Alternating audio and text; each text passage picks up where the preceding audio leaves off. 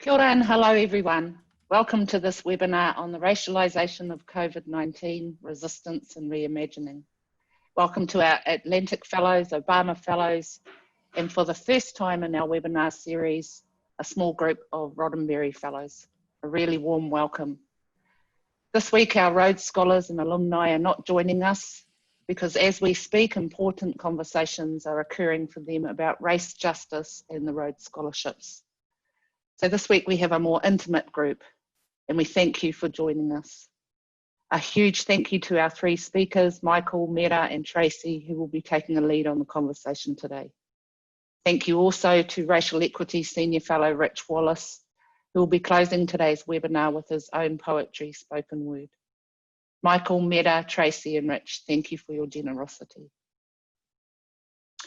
Racism was this week referred to by Public Health England the riskiest pre-existing condition for COVID-19 in the UK.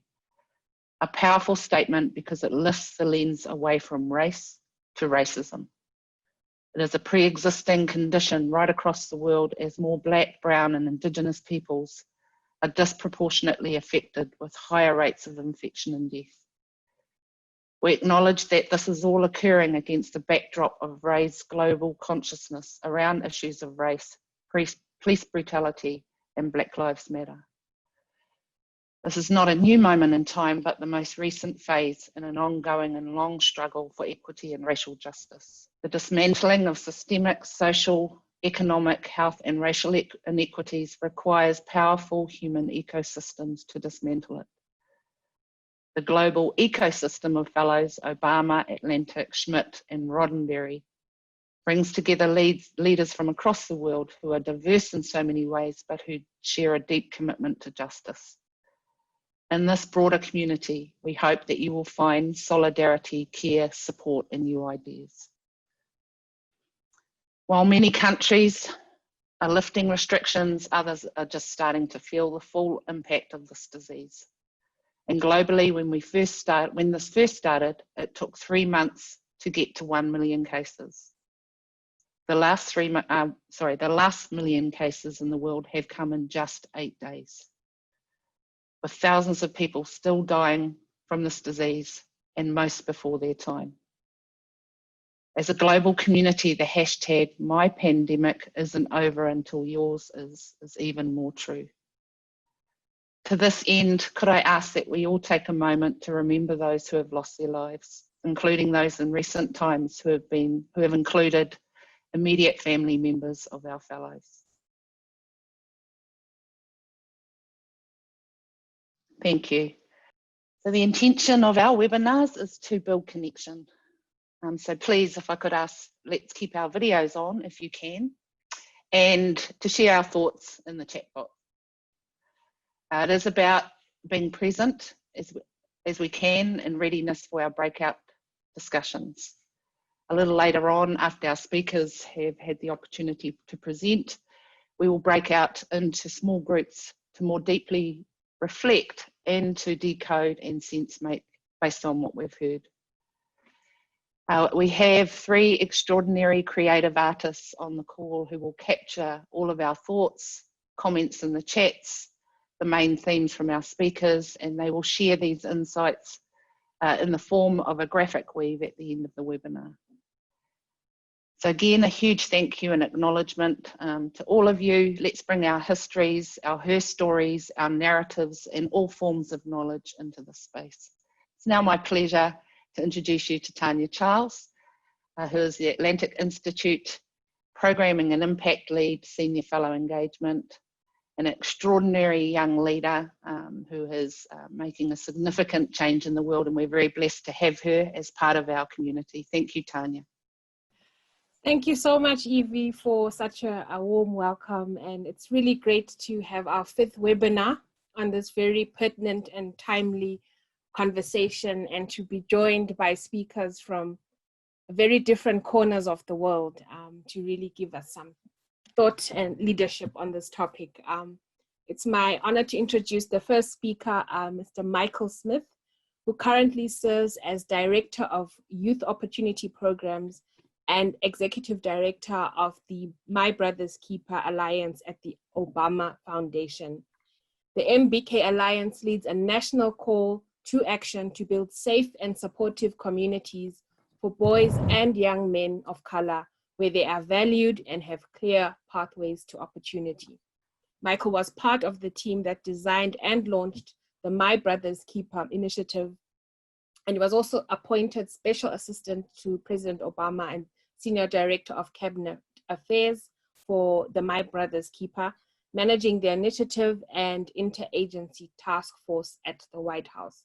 Michael is also one of our really wonderful Atlantic Fellows from the Racial Equity Program, and he's joining us to give us the first and opening remark, which we invite you to do at this moment. Michael, thank you so much.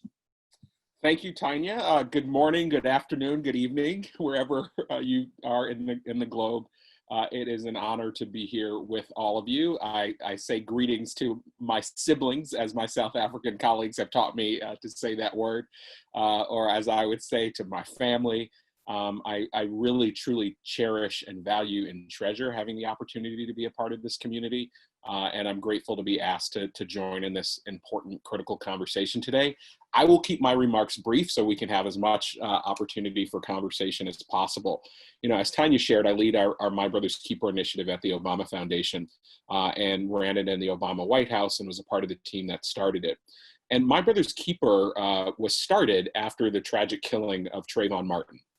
And at that time, there were a couple different things going on. One, for President Obama, we were in a moment like this horrific moment that we see ourselves in after the killing of George Floyd and Ahmaud Arbery and Nina Pop and way too many others. And the president was trying to express to the American people the anger and the angst and the fear of what this felt like to Black and brown families. And one day he went to the press briefing room and he spoke kind of candidly about these issues. And he said, Trayvon could have been me. He said, Trayvon could have been my son. And he said, there has to be more that we can do to make sure that young men of color know that their country cares about them and is willing to invest in them. And that was one of the major things that led to the creation of My Brother's Keeper. The other thing that led to the creation of My Brother's Keeper was a stark realization that while President Obama and the Obama administration were trying to create this opportunity for all society, really trying to create an America where Barack and Michelle Obama wouldn't be the last people that looked like them to inhabit the Oval Office. And we were seeing some gains. You know, we started the Obama administration looking at, for instance, a high school dropout crisis. Towards the end of the Obama administration, we were beginning to celebrate high school graduation rates of over 82, 83, 84, 85%. But if you looked at the high school graduation rate, for instance, for Black, Latinx, and tribal young men of color, you were seeing graduation rates lower than 50%. In Rochester, New York, that year that we were doing the studies, you saw they were graduating 9% of their Black boys. And so this moment that we find ourselves in right now was really many of the reasons that we created My Brother's Keeper in the first place.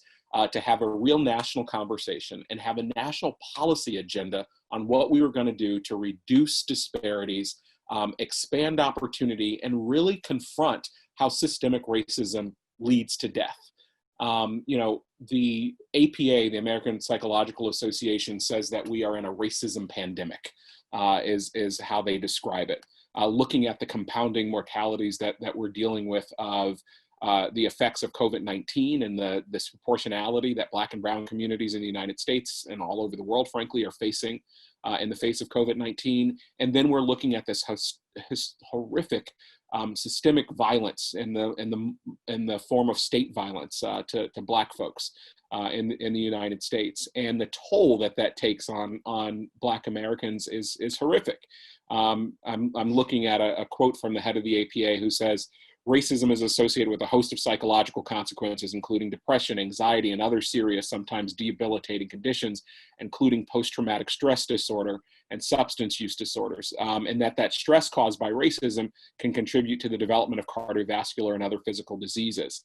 And so this idea that we are not only dealing with what are surface level problems, but we are dealing with generational wounds that can lead to wounds for many, many years to come when it comes for folks that are dealing with it right now. And when we look at the data in the United States, you see that in every category, Black people between 55 and 64 years of age are higher death rates for white people age 65 to 74, both on death and infections. And in every age category, Black people are dying from COVID at roughly the same rate as white people, more than a decade older than they are. And that's the toll that it's taking on our communities when it comes to death and infection.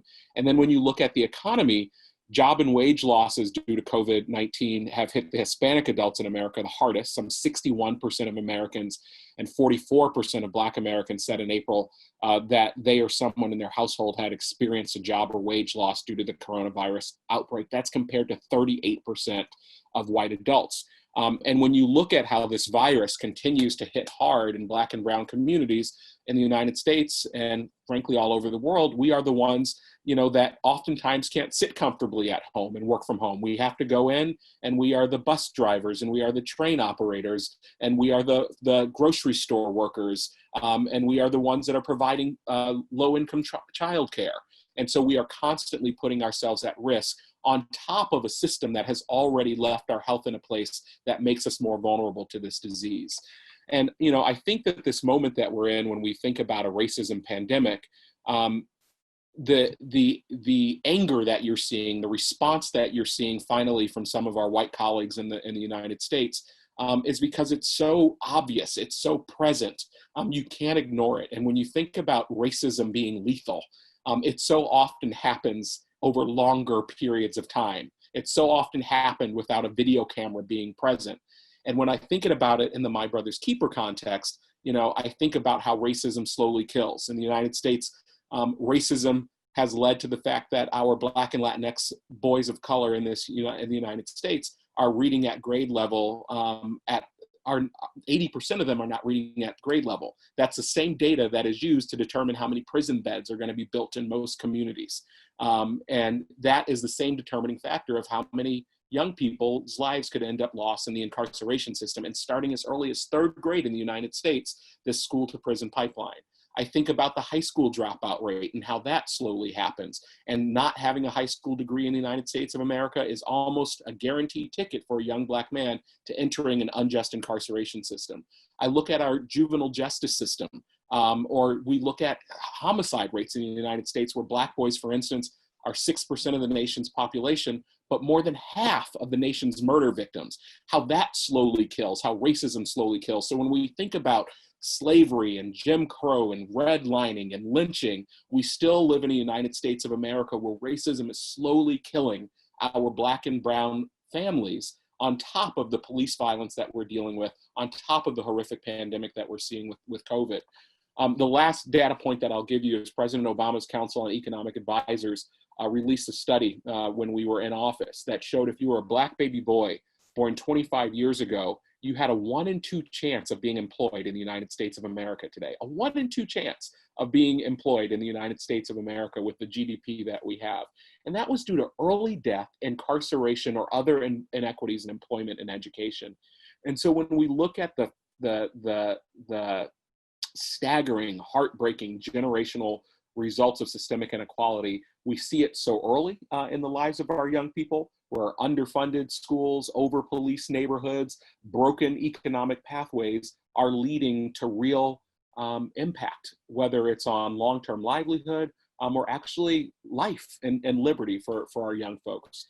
So for our work, when we're looking at COVID, there are a couple things that we are especially worried about. Obviously, we're looking at infection and death. And we are looking at the fact that folks are still having to show up. So many of the organizations that we work with, the NGOs and nonprofits in the United States, they're having to provide personal protective equipment because the government has failed in neighborhoods.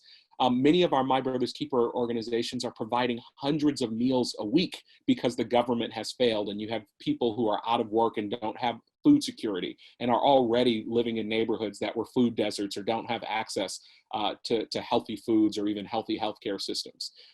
So one, we are worried about that. Two, we are worried about employment and school. In the United States, we have a category that we call opportunity youth, where there are more than 7 million young people that are out of school or out of work already. And we know what that leads to when you start off at that age. And those are young people between the ages of 16 to 24 that are out of school and out of work. So imagine when school has been closed and you're distance learning and you're expected to have a laptop and internet at home, which is still not the case in the United States for so many of our kids, especially in kids that have been in communities that have been systematically neglected. And so we are worried about what happens to this generation that was already on the margins, already so close to potentially falling off of school and work pathways. What happens? And so we're trying to do a lot of work to make sure that we are supporting and undergirding our young people so that they don't fall off. We're worried about interaction with the police system. First with COVID, where already, and Rich can talk about this, he had posted a video of something that happened in Chicago, and we're seeing this all over the country. We have stay-at-home orders, and our young people sometimes are being young people, and they're out, or they're not housed in the same way that everyone else is housed. And we see horrific interactions with the police system where they're violently trying to displace young people. And this leads, as we can see now, potentially to violence, to death, to incarceration, and increasing the already horrible pathway into incarceration that we have for young men of color in the United States of America. And so we're trying to work with our community to do something about that as well, and really just calling attention to it. The last thing that we're worried about is sustainability of the nonprofit partners that we work with that are making up for a broken government. And a broken social contract where our government is not taking care of our people in the way that it should. And so we have, hundreds of thousands of nonprofits that are standing in the gap, that are working on violence prevention, working on education opportunities, working on job pathways, providing meals, providing PPE. And as the economy turns down in the United States of America, many of these nonprofits are worried about whether or not they're going to keep their doors open, and how many will be left behind on the other side of this economic downturn. And so we're trying to work a lot on resource preservation and making sure that those nonprofits can come out at least as strong as they were beforehand. And I'll stop on the last point, which is data. We still do not have enough clarity when it comes to the data about what the disparities are when it comes to COVID and the impact on the economy and on the health of Black and Brown Americans. And so that's something else that we are paying particular attention to. So I'll leave it there, and looking forward to engaging in this conversation with all of you. Thank you so much. And yes, please let us use our universal deaf sign symbol for applause. Thank you. There's a lot that you shared, Michael, in really setting the landscape in terms of the many axes of inequality that Black, Brown, and Indigenous people are living under. I was struck by what you said earlier in your presentation, that we are simultaneously valued and devalued. So we're valued for our work, for being at the front lines of this as carers, as people in the markets, but at the same time, when you go home from that, you could be killed by the police. You could be killed because you live in a neighborhood that's disproportionately policed. And there are many other ways in which we're also vulnerable. So thank you for setting up that juxtaposition and really forcing us to reckon with the disparities in our communities. At this point, I'd also just like to remind our participants to please share your comments and feedback in the chat box. We will then highlight them to the panelists in the Q&A later. There's a lot that we can really delve deeper into, so don't lose that opportunity. It is my privilege now to turn to another corner of the world as we move from the United States to New Zealand to hear from Dr. Mera Penehira, who is the Associate Professor in Indigenous Education in New Zealand.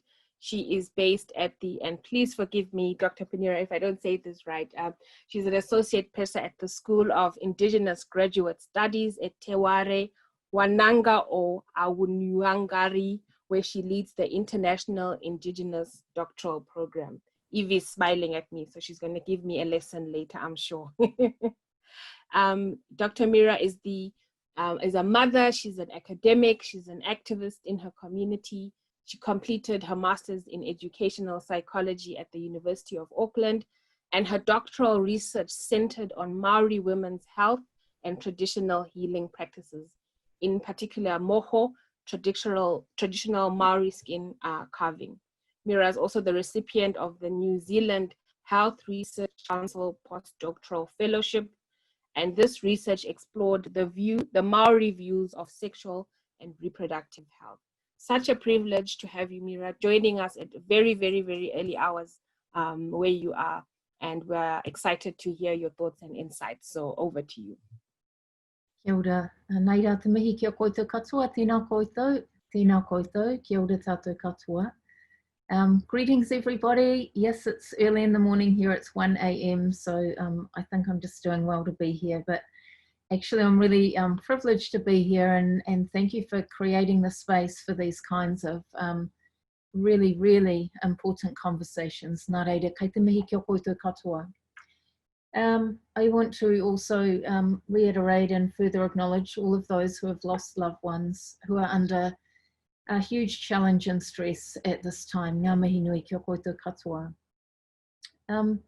For us here in Aotearoa, as Evie mentioned in the introduction, our mantra has become that this dis-ease and the virus of COVID-19 is not over for us until it's over for everybody. So I want to contribute today our solidarity of our hearts and minds in this discussion. May our lessons learned be your lessons learned. May your lessons learned be our lessons learned. May we all have this conversation for the purpose of meaningful transformation of our communities that must continue in the face of both COVID-19 and racism, which are both pandemics, as Michael has just discussed. The latter of which, racism, has been around for much longer than COVID-19, yet remains and indeed spikes over generations as it is now. So I just want to start with a little story to give you a sense of our current context, which might be a little bit different to what you're hearing in the media. So I'm going to start today by sharing the story of a close friend of mine. Her name is Ngāhina Hohaia, and she's a descendant of the people of Parihaka, which is a rural village known here for their staunch commitment to passive resistance in the face of New Zealand land wars in the 1800s in particular. Ngāhina, like me, also wears the markings of our ancestors on her chin, which are known as moko kauwai. So just starting my story, there are lots of volcanic mountains in the city that my friend Ngāhina and I live in. Like many others, Ngāhina enjoys walking the tracks on the mountains. All of these mountains are in the lands and authority of Ngāti Whātua, the tribal nation of this area. Recently, that nation determined it would proceed with a project to remove the non-native or colonizer trees, as I call them, from the mountain, and would replant the native trees that were in abundance on the mountain prior to our colonization. This has seen an uproar from the non-native community of the area, who have staged an ongoing protest on the mountain to save their colonizer trees. They are essentially standing in opposition to the tribal nation on whose lands they live. 2 weeks ago, my friend Ngāhina drove to the mountain, where she planned to park her car and then walk around the mountain tracks. This is her story in her words, quote, "I was just physically and verbally assaulted up at Awanuiarangi mountain this morning by an older Pākehā, non-Māori woman when I told her to hold on to her dog as she let it walk in front of my moving car. She responded with, 'Shut up, you black bitch, you disgraceful idiots who go around with those mokos on your face.' As I took my phone out of my pocket, she stepped towards me and hit me. For a long time, Wairaka, this mountain, has been where I come to exercise for my well-being. How much longer is the Maunga Authority going to let Wairaka, this Maunga, be overrun by this campaign?" End of quote. Ngāhina subsequently laid a police complaint and an investigation is underway. In the meantime, there has been a large media response to the attack, many questioning the validity of the event, the honesty of my friend. However, there was an even more powerful response from our fellow Māori women, led by the local tribe, who organised and gathered on that same mountain in ceremonial Māori women's solidarity to chant, to pray, and to ultimately restore the Māori, the sacred essence, to both my friend and the mountain itself. This was a circle of hundreds of women, also supported by menfolk and family, that reached beyond the circumference of a rugby field. Suffice to say, it was big. And so whilst we're yet to know the end of this particular story, we did not wait for justice from our police department or for the restoration of anything to come from a police department. Rather, we women acted as and when needed. So I've just shared this story as an example of the ongoing racism that Māori women face and know, alongside our Black brothers and sisters, alongside our Native and Indigenous relatives around the globe. It's also a story of how we know how to respond, to resist, and to enact our own sovereign ways of being. Aotearoa may have eliminated the COVID-19 virus, but we are far, far, far from eliminating racism. So I want now to just address the kind of question that, that Evie posed for today's meeting. How is it that we can use our perhaps newfound, not for us newfound, but the new way equities that have been brought forward in this context of COVID-19? How can we, or can we, use this knowledge to resist prevailing unjust social and economic systems and reimagine our futures? Can we? Yes, yes, yes, and yes. How? So I considered, what have we done so far? And in our context, we resisted waiting for the government to act in the face of COVID-19. We took and continue to take matters into our own hands to ensure our health and well-being. Today's health statistics and our health statistics for the past 100 plus years are a stark indicator that we cannot rely on our government to make the kinds of decisions that will protect the health and well-being of Māori or of Indigenous peoples. In our country, alert levels set out guidelines for those considered at risk. We, Māori, raised the bar of every guideline. So when the government decided that those over the age of 70 were to be considered vulnerable, we enacted that for those over 60, because we simply don't live as long as the majority non-Māori population. We are vulnerable earlier. When the government said those with respiratory illness were at risk, we knew immediately that meant most of us were at risk, because we are disproportionately impacted by respiratory disease and all of the other conditions that our government decided put people at risk. However, what we know as Indigenous peoples is that we are survivors. Our mere existence is our resistance. Why? Because when things like the Spanish flu, malnutrition, land wars, Great Depressions have come close to wiping us out, we have continued to exist. For us Māori here in the COVID-19 context, we have survived because of our courage to act as sovereign beings and to take control of our own context. We survived by speaking our language and being reminded of the protection and notions of protection that exist only in our and other Indigenous languages. We survived by remembering the practices of our ancestors, both spiritual and practical, or perhaps more aptly described as spiritually practical ways of being. We had tribal nations maintaining their own borders through enacting themselves as sovereign beings, checkpoints established by tribes on a number of borders within our country. They determined, they stopped, they said who could come and go in their tribal lands. So what have we learnt? We've learnt what we already knew. We have relearned the value of what our ancestors left us with. We have learnt not to wait for our sovereignty to be granted, but to be sovereign beings that we know ourselves to be by virtue of who we were born of.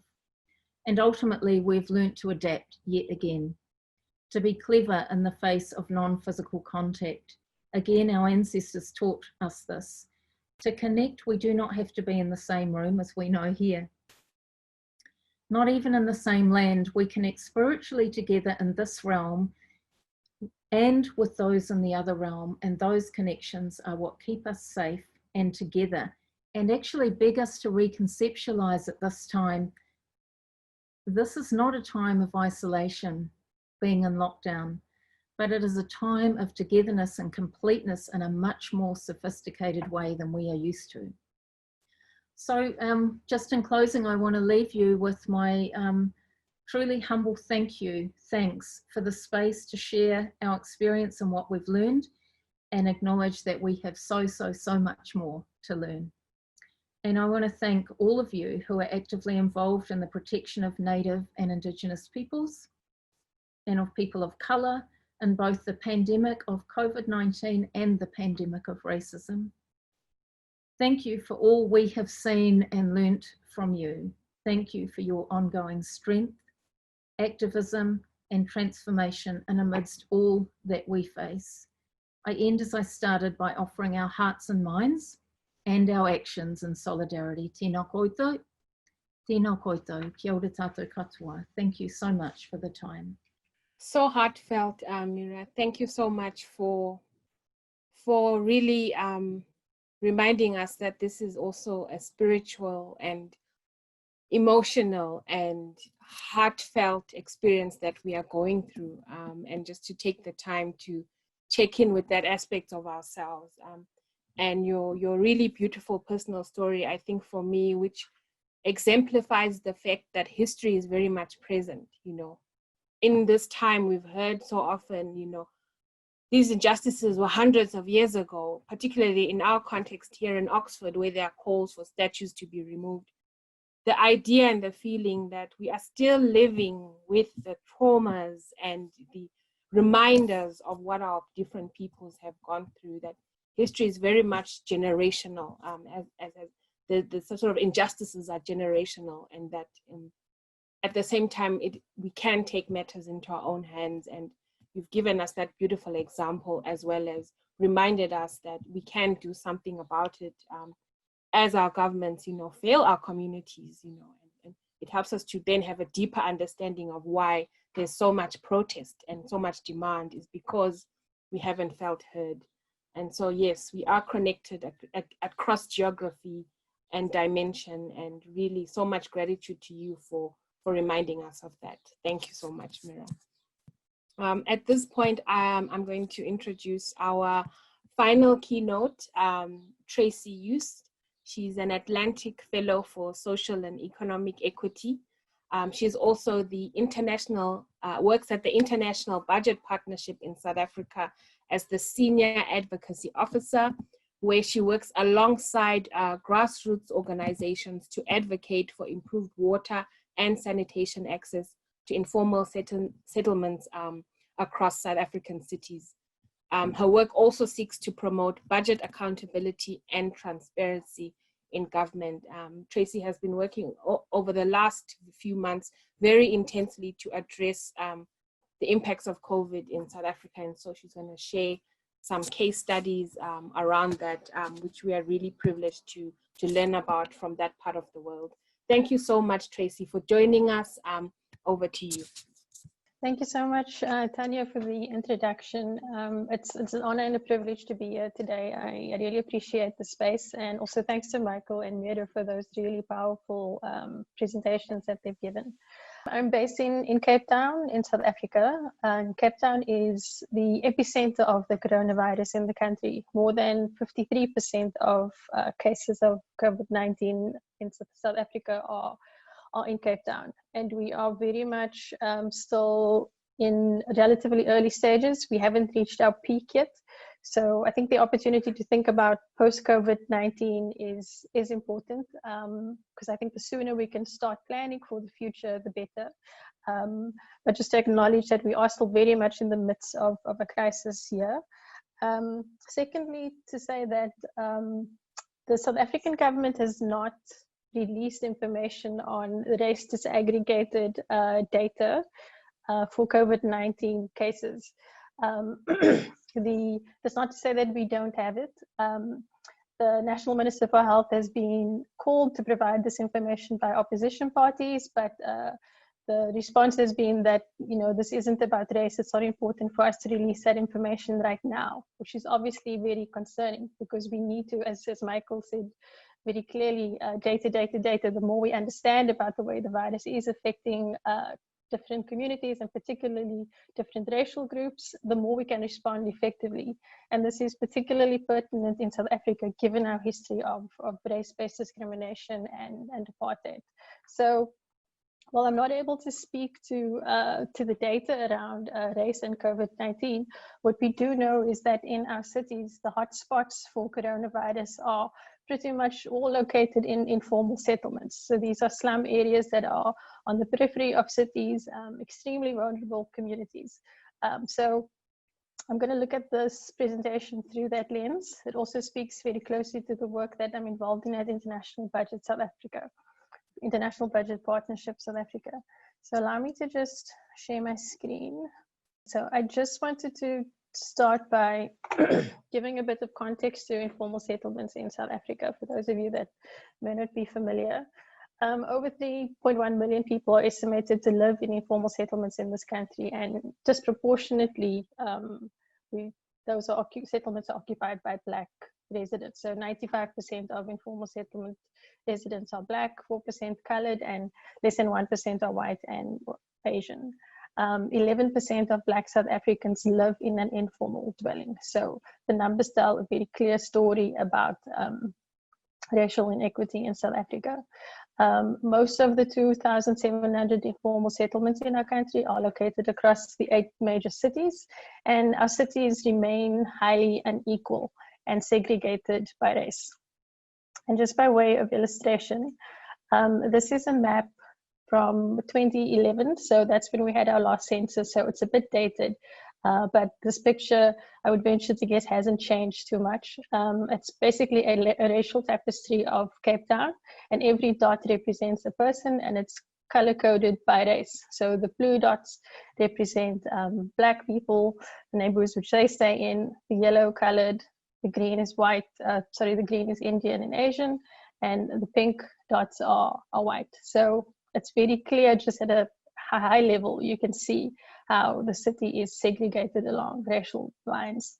And given what we know about race as a social determinant of health, I think there's some very clear indicators that Black communities are far more vulnerable to the risks associated with COVID-19, not only from a health perspective, but also from a social and economic perspective. So the next picture which I put up is a COVID-19 vulnerability map of Cape Town, and basically what you see is a color coding of levels of vulnerability. So the orange and red areas identify places which are significantly more vulnerable to the negative impacts of COVID-19, and the blue dots represent areas which are less vulnerable. And what I've done is just put boxes around where some of the largest informal settlements are in Cape Town. There are over 500 informal settlements in the city. There are smaller pockets and there are larger areas. And you can see from the map, again, just at a very snapshot perspective, that there is an alignment between areas of risk and vulnerability and informal settlements. As I said, these are spaces where people are far from economic opportunities. They're sharing services, so it's not uncommon for more than 24 households to share a toilet, significantly more than that, sharing a tap, and people have limited access to resources like hand sanitizer and soap, for example. And a lot of the work we've been involved in at IBP South Africa has been focused on creating a platform for residents in informal settlements to engage government during COVID-19, to really identify where they are lacking services, lacking water, lacking toilets, where toilets aren't cleaned regularly, where they don't have access to soap and the like, and to use that information to engage government. And we found a way to do that by using SMS surveys, by doing phone call surveys to gather the information, because on a regular day, residents government is inaccessible to these residents, and I think that's been exacerbated with the COVID-19 crisis because of the lockdown. So it's been really impactful to see that communities are still able to engage government, and government is able to respond to that. So we have seen across the cities some positive response to government, where they've redirected resources to informal settlements based on the information that we've gathered through this campaign. But there's significantly more that needs to be done. So thinking about how we work towards a reimagining of these spaces, the work that we do at IBP is focused on budgets. That's one of our main advocacy tools, and we've started these conversations as a team. And one of the start points for us has been to recognize just the discourse and narrative that we're up against. And it's sometimes explicit and sometimes implicit, that you get the sense that underserved communities are considered as undeserving communities. So government has a basic standard for water and sanitation, and that's often treated as a maximum standard. So they don't often provide more than the minimum standard. We get told things like, we don't have enough money to spend on informal settlements, but you know that they're spending, resources and other things, and there are opportunities for them to redirect funds to informal settlements. So a lot of what we're thinking about going forward is about resisting that narrative that these communities don't deserve more, that they're not worth more, and to use our tools around budget analysis to be able to make compelling arguments for alternative ways of spending money. Because money, obviously, government funds is what turns policy into practice. So we think that's a really powerful tool. I try to identify sort of 3 very practical things that we can do, or that we currently are exploring as a team.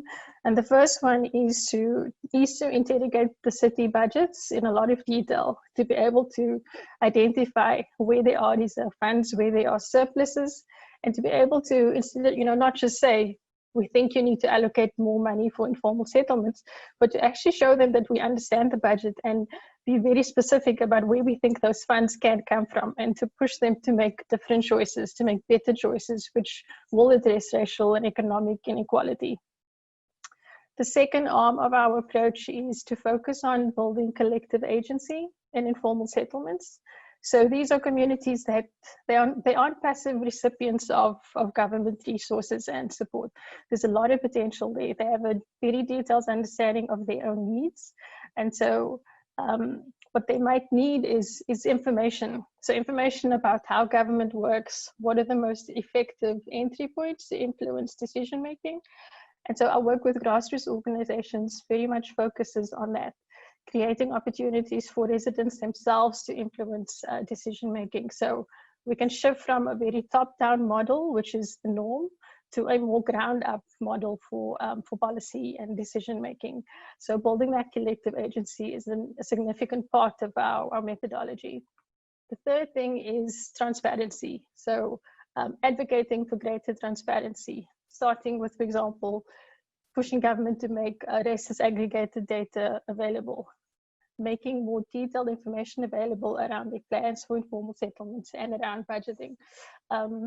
As much as we do budget analysis work, it's actually, you'll be surprised at how hard it is to get granular information about what cities are spending on informal settlements, even though they make up a huge part of our landscape in our cities, and obviously are important spaces for redress.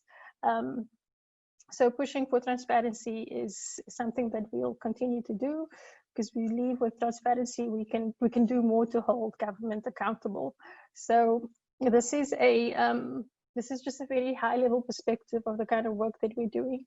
I'm really keen to hear from our participants about some of the experiences around advocacy in particular, and hopefully we can find synergies and share experiences so that we can collectively do more. Because as much as this is an immense challenge, I do believe change is possible, and I think we can do better together. So thanks very much for the opportunity. Thank you so much, Tracy, for giving us a case study on what's been possible over this very difficult time to ensure the immediate economic and health needs of the most vulnerable Black people and colored people in our terms in South Africa are being met at this time. I think for me, it continues to show the complexity around the disposability of Black life, you know, even on our African continent. How if you're poor and Black, your chances of survival are even less, you know. And so really how we do need to pay attention to the different axes of vulnerability that exist across. And again, you've really brought home this idea that Mera and even Michael echoed about, you know, empowering people to make decisions and to have a voice and a say and a role to play, not only in decision making, but in policy making. And I saw in the chat, someone said policy making as a moral approach, as taking a moral approach to it, to ensure that everyone is catered for, especially in trying times like these. So thank you so much. And you know, Tracy is contactable, so if you want to get more, they're really doing amazing work in South Africa. So I do encourage you to make contact. Thank you, everybody. I mean, the last two closing pieces is really to look at our graphic harvest weave. She's going to share her screen, and you're all going to receive this in your inboxes. Basically, a reflection of kind of what they heard from us, and you know, it's going to develop even when this call ends. So I invite you to just take a minute to look through it and, you know, cement anything in your memories and in your minds that you will take forward as we have been called to action. And then I'll ask Evie to introduce our final performance.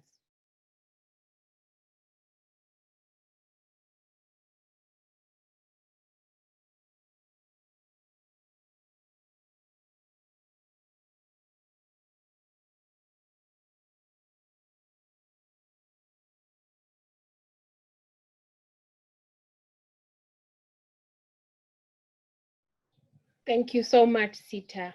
I'll invite Evie now to introduce an amazing Atlantic Fellow who is going to close this webinar in performance and poetry. Evie. Thanks, Tanya. And thank you so much to Michael, to Tracy, and to Mera. You know, a huge appreciation to the three of you. So it's my honour, just really briefly, but with heartfelt feeling, to introduce you all to Rich Wallace. Rich is a senior fellow for the Atlantic Fellows for Racial Equity, the same program that Michael is a graduate from. Rich leads the Equity and Transformation Project in Chicago, which focuses on the informal and street economy to advance social change locally and increase equity for those who are most excluded from society. He is a hip hop artist, come activist, come extraordinary leader in Chicago and in the United States. And it's my honor to introduce you to him. Thank you. Shout out to everyone. And this has been it's an amazing call. And so I'm excited to present, take off my organizer hat and put my artist hat on. And Evie, I just want to thank you again for allowing people like myself to be in this space. It's an intervention in itself to have me here. Formerly incarcerated person who does this work. And I like to say I'm brilliant and formerly incarcerated, right? Lift that up, right? Like, you know what I mean? It's important to lift ourselves up in this moment. And so as I recognize that this work is physical, it's mental, but for me, it's also spiritual.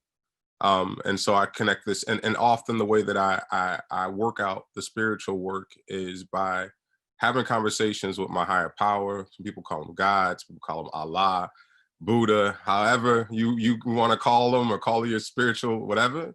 I have conversations with them and with them. And so this was a poem that I wrote right when COVID-19 hit, and I knew for myself and for the community I represent, there was going to be very little resources and or intervention on behalf of those people. And I was scared. And as an organizer and as a director of an organization, people don't allow you to be afraid. You know, you got to know the answers immediately. And there's something specific about being an organizer in the states that I've experienced where we are victims of a violence or of a trauma, and we have to solve it at the same time, simultaneously, right? It's like the next day after COVID hits, what are you gonna do about it? The next day after Ahmaud Arbery, what are you gonna do about it? The next day after Tamir Rice, what are you gonna do about it? And I don't think that's fair, right? So I often call on God and other folks in order to try to walk me through it. So this is the poem. Oh, here he go again, being extra. Guess I'm just tired of playing Tetris. Shape-shifting, spinning on my back so racism doesn't catch us. Poor Aubrey. During a pandemic that stole loved ones at arm's reach. Reminds me of can't breathe. Lord, can I have a minute with you, please? We've been hanging from trees since we got here. On the bottoms of boats shackled to our elders as they rot there. If there was ever a moment to show yourself, it was right there. 100 years later, and we're right there as jail cells turn into electric chairs if COVID's there. The spook that sat by the door, heard plans of war, a war like no other, where queen became and nigger replaced brother, where race was used to other that disabled others. Mothers shackled at birth give birth to children in shackles from it, the trauma. Worn like armor, savage, I'm a monster, opposed to I'm a foster child. Our parents were taken from us. Don't tell me you didn't hear Tamir Rice, Sandra Bland, or Laquan. That you didn't see Trayvon Martin murdered on that lawn. The list goes on and on and on and on. My grandmother told me stories about you. Told me to never doubt you, so I don't. I'm praying that you end this, but I'll settle for some hope. Please show me a sign. Signed, Black and COVID. That's the poem. Hope you all liked it, enjoyed it. Thank you for having me. Thank you so much, Rich, for bringing the stories of the people we've lost to racism back to the center of this conversation so powerfully and beautifully. We also send our strength and love to you as you work in your own organization to deal with the fallout through, as you say, your own fears and tribulations. We honor that, and as your Atlantic community, we're here. We're here for you. On that powerful note, I do want to bring this webinar to a close and to really acknowledge and thank everyone for taking out 2 hours of your time. It's not easy with family demands and work pressures to sit and have these conversations, but we value your voices, we value your hearts and your intellect and knowledge as we try to think together and support each other to move through these very challenging times. We have another webinar that's coming up on July 9th on humanity during and post COVID-19. What is the state of humanity? And we invite you to mark that in your diaries and to look out for details, which will be forthcoming in the next week. And as you leave, there is also an exit poll. We'd love to hear from you, how you experienced the webinar, and any comments, feedback, you can just email as well to the Atlantic Institute. So have a great rest of the morning, evening. To Mera, you can finally get some rest, but go well, everybody, and continue to be protected and to be safe yourselves and your loved ones. Until next time, it's bye from us.